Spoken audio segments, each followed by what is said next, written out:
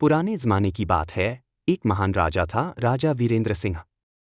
उसके पास थी 3 रानियां। रानी चंद्रप्रभा, जो बहुत बुद्धिमान थी, रानी रूपवती, जो अनुपम सुंदरी थी, और रानी हृदयलता, जो शांत स्वभाव और कोमल हृदय वाली थी।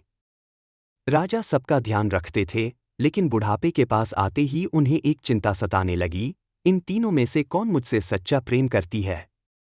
जब मेरा वैभव, शक्ति और सिंहासन ना रहे, तब क्या ये मेरा साथ देंगी? और तभी एक दिन उन्होंने एक योजना बनाई, सच्चे प्रेम की परीक्षा। राजा ने दरबार में सबके सामने कहा, अब मेरा मन राजपाट से ऊब चुका है। मैं सब कुछ त्याग कर सन्यासी बनना चाहता हूं। जंगल में रहूंगा, भिक्षा मांगकर जीवन बिताऊंगा। पूरा दरबार सन्नाटे में आ गया। लेकिन सबसे ज्यादा चौंक गईं तीनों रानियां।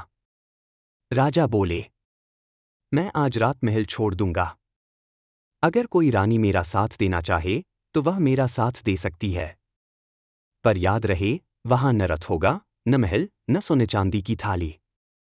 बस होगा केवल कठिन जीवन। रानी रूपवती बोली, राजन, आप मेरे स्वामी हैं। पर मैं राजकुमारी रही हूं, जंगल और भिक्षा का जीवन मेरे बस की बात नहीं है। मैं आपकी यादों के साथ महल में ही रहूंगी। राजा ने कुछ नहीं कहा, बस मुस्कराए। फिर आई रानी चंद्रप्रभा। उन्होंने गंभीर स्वर में कहा, राजन, आपका निर्णय सराहनीय है। मैं राजनीति में दक्ष हूं।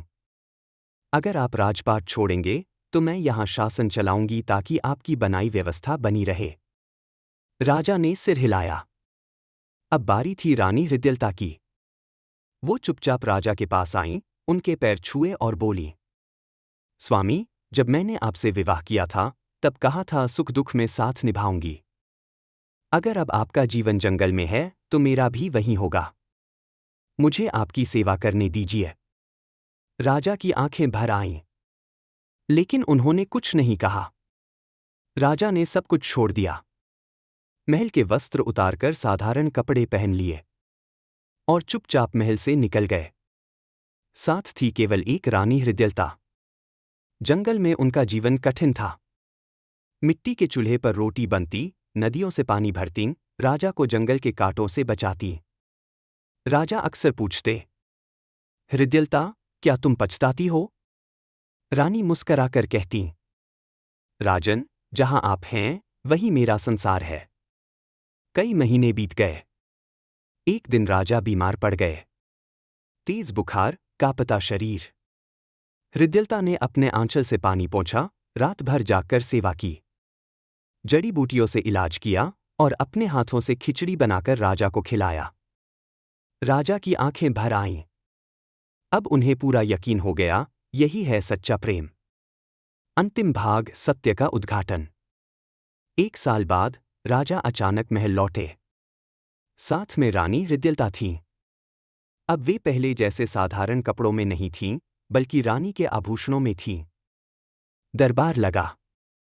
राजा ने सबके सामने घोषणा की, मैंने सच्चे प्रेम की परीक्षा ली थी। रानी हृदयलता ने मेरे साथ जंगल में रहकर अपना प्रेम सिद्ध किया। इसलिए अब से वह मेरी मुख्य रानी होंगी, राज्य की रानी। बाकी दोनों रानियां शर्मिंदा होकर सिर झुका चुकी थीं।